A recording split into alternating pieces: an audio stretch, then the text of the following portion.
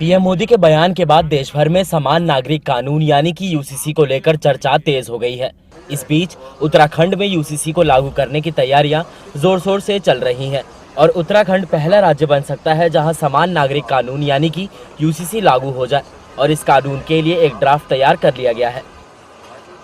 It gives me immense pleasure to inform you that the drafting of the proposed Uniform Civil Code of Uttarakhand is now complete.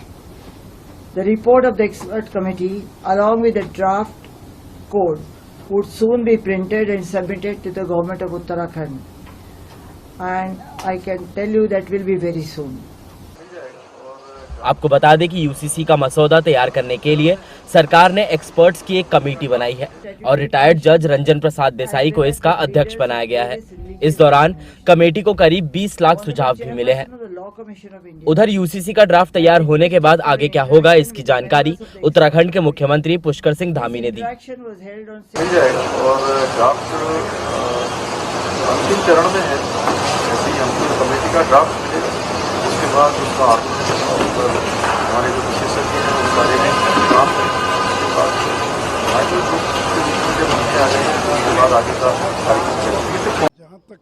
वहीं law and order मामलों की parliamentary committee ने uniform civil code UCC को लेकर 3 जुलाई को एक बैठक बुलाई है।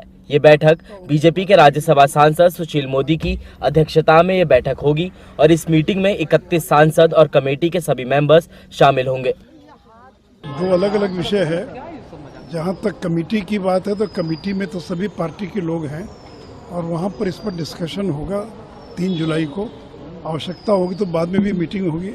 बाकी इस कमेटी की बैठक का अलग अलग दलों के से कोई संबंध नहीं। बाकी मेरा व्यक्तिगत कोई अगर आप पूछिएगा तो मैं अपनी बात बोल सकता हूँ, लेकिन जो कमेटी की मीटिंग है वो तो नॉन पॉलिटिकल होती है और उसमें सभी दलों के लोग रहते हैं और किसी भी महत्वपूर्ण विषय पर वो कमेटी चर्चा कर सकती है। तो इस बार हम लॉ कमीशन की रिपोर्ट जो है और उस पर हम लोग चर्चा करें। उधर राष्ट्रवादी कांग्रेस पार्टी एनसीपी के प्रमुख शरद पवार ने समान नागरिक संहिता पर बड़ा बयान दिया है और यूसीसी पर एनसीपी प्रमुख शरद पवार ने कहा कि ऐसा लग रहा है कि लोगों की नाराजगी और बेचैनी पीएम तक पहुंच गई है और यूसीसी के बारे में चर्चा करने से पहले केंद्र सरकार को लोकसभा और राज्य विधानसभाओं में महिलाओं के लिए आरक्षण लागू करना चाहिए। यूनिफॉर्म सिविल कोड के बारे में प्रधानमंत्री ने कुछ बताया। मुझे लगता है कि बाकी लोगों की राय लेने का काम उन्होंने करना चाहिए। वही इससे पहले महिलाओं को पार्लियामेंट, असेंबली, इसमें जो आरक्षण देने की कई सालों से मांग है, ये मांग पूरी करनी चाहिए।